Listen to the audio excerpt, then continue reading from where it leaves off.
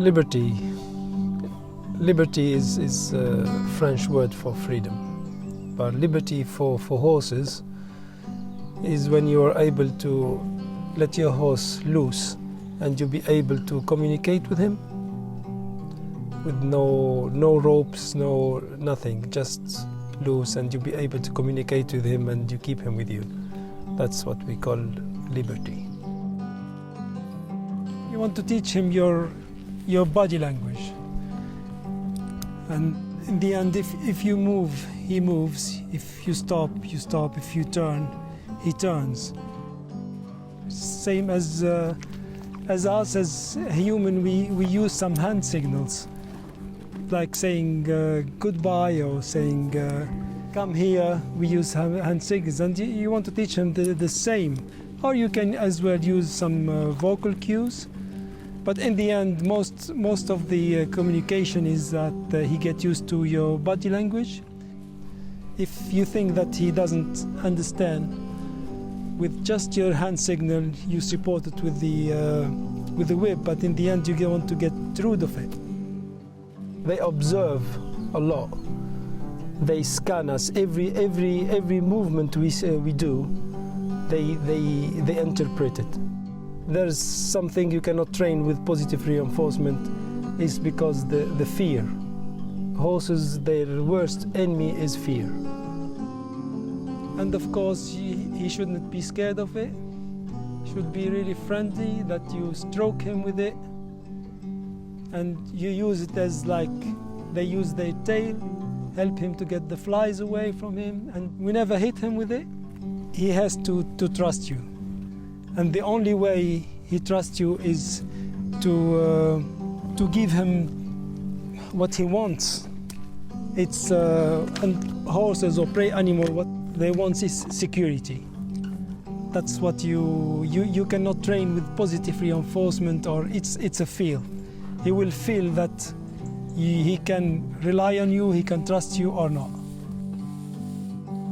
In the beginning, you have to just hang around with him and be present. Don't think about anything else. Just clear your mind, because they read it. Really, they can read what's in your mind. Clear your mind of everything. It's hard for us, a human, to clear it, but you, as much as you do that, as better for both of you.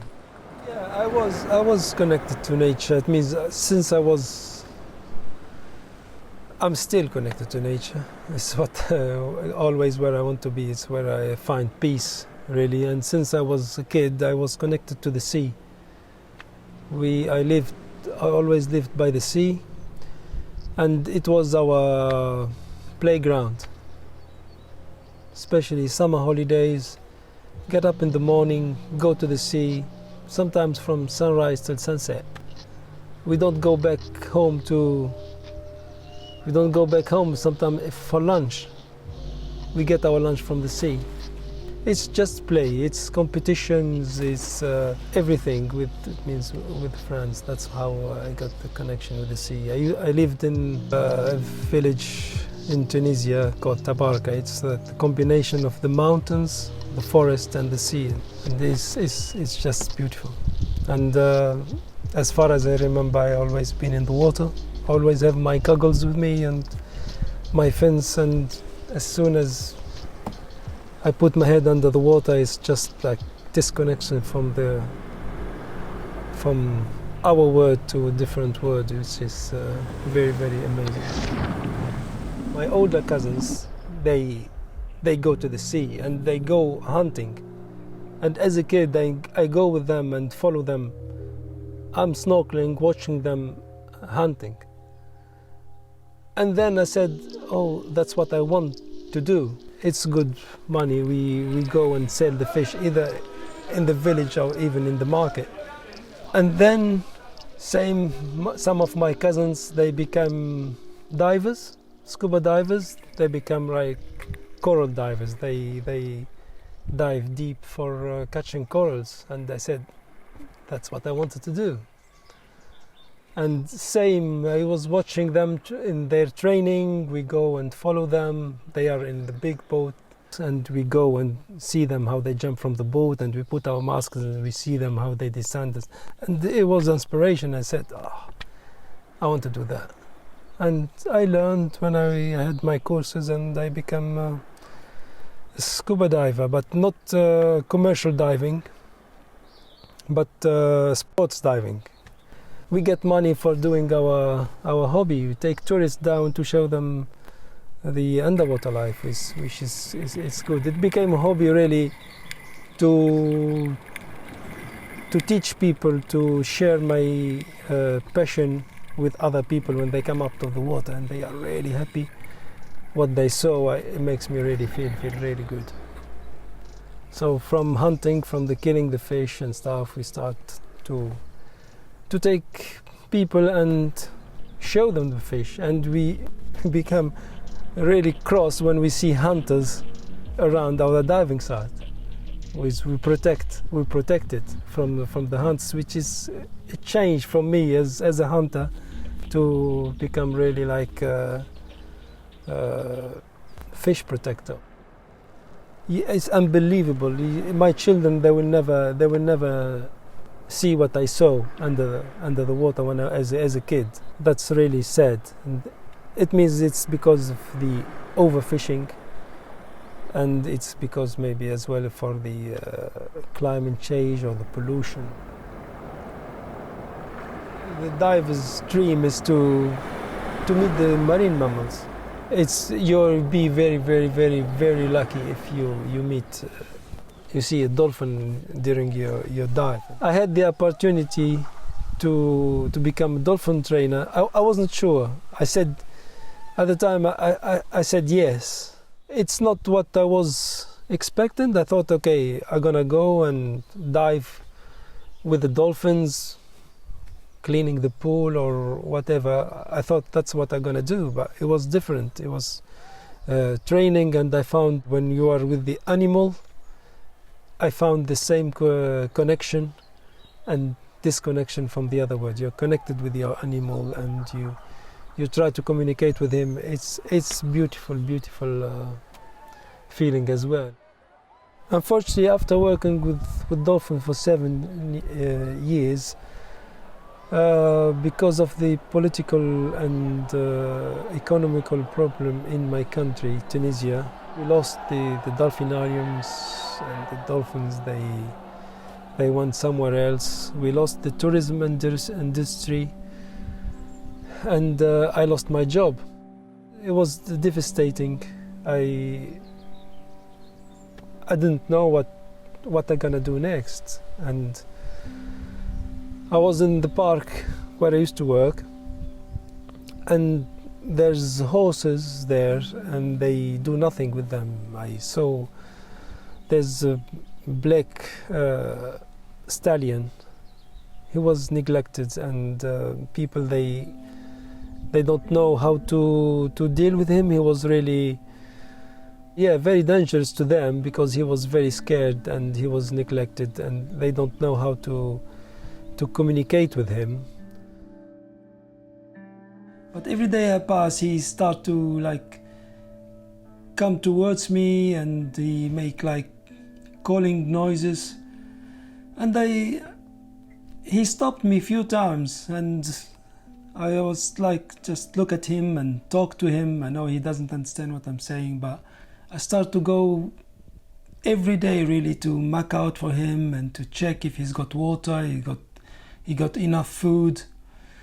And then we start really to be like playful, and like I feel that there's a connection. And I spent maybe 6 months with him, but the connection was right before the second month, and he started really to follow me everywhere I go, and if I ask him to do something, he really does it. He accepts. I think he started to trust me. Animals are misbehaved or aggressive only when they are misunderstood. They need a leader, somebody who can protect them. If they don't find that, they will try to protect themselves. all the mistakes, it's from us. It's the human who doesn't know how to make that animal understand what you want from him.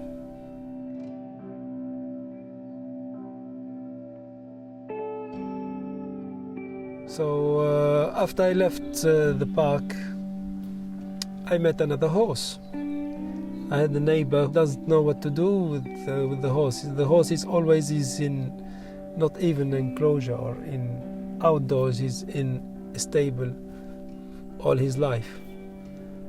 He never go out. And I saw that horse. I said, I have to help this horse. I have to help this animal. And I spoke with the owner. I said, can I train your horse? I said, yeah. First time I took her out and she was like, whoa, what's this word? There's sunlight and there's cars and different things. So it was tough in the beginning. And then of course my job is to reassure her and to let her know that it's okay. So I start to work with her and take her out, no training, nothing, just take her out, walk her, take her to the beach, and she started to be comfortable around me, and I start to train her and work with her, and we built a relationship. It was amazing. It's amazing feeling to have an animal who really in the beginning is really scared and doesn't trust, and then once they know that you won't hurt them, they give you everything. They are loyal, they trust you, they protect you, they show affection, they show everything which some humans they can't give you that. I was lucky to be in Tunisia, but you don't know how lucky you are till you are not there anymore, and the things you miss. Because I never, as a kid, till I'm 50 years old now, and I always made a little living. I know that I will never be rich, but I was very, very, very happy person. I didn't realize how happy I am and how lucky I am till when you lose all that. I moved to England a couple of years ago. I'm going through a tough time. I have my lovely horse who's getting me through it. I hope in 10 years' time I will be still connected to nature, and I will be still my horse or horses, and of course my children and my wife, and go back to my country. I hope my country will be better economically and politically, that we can go and live there. I see Kassim every day. Every morning I take him out, I groom him, take him out to his field, clean his stable, and I try to spend as much time as I can with him. When you go to school, so it's the teacher who makes you love that subject you are studying or not. So that's your job, to make sure that your student or your child or your animal is having a good time. So training time should be playtime, that you both enjoy it. The teacher and the student enjoy it. You discover, it's like when you have a baby and they start to grow up, they start to learn to walk, and then to talk, and then to go to school and to learn things. It's the same as with your animal. If you spend enough time with him and you show him how he can live with you, because he knows how to live and how to behave with the other horses. You can see the change. You can see, oh, I think we can live with the human, because now horses are animals in captivity. They are born in the human's care. I want him to accept me as a friend. When I feel that he starts to accept me as a friend, that's my best moment. Because if you put two horses next to each other, you see them, first thing you see them fighting, and see them dominating each other, or kicking each other, or biting each other. It doesn't mean they're not friends. They are the best friends. If you take them away from each other, they will both panic, because they rely on each other. That's what I want to achieve with Kassim. I want him to see me as a friend, as a protector, and as that's what my goal is, to feel that he accepted me. You can't force it, especially because that's what liberty is. Because he's free, he has the choice to be with you or not with you. If you have a rope, a halter and reed rope on him, he has no choice. He has no choice. If you let it go, most of the horses, they will go away. But when you teach him that it's all right to not have all those attachments, and you still be with me, I'm safe. And he said, oh, I think you are my friend, I think you are safe. I'll say, oh God, yeah, that's what you want.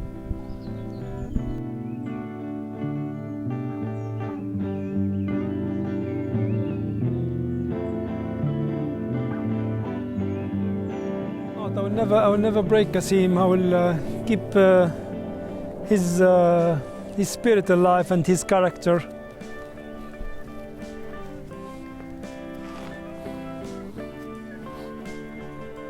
And that he feels free, and I feel free with him as well. He's learning, and of course I'm learning with him as well.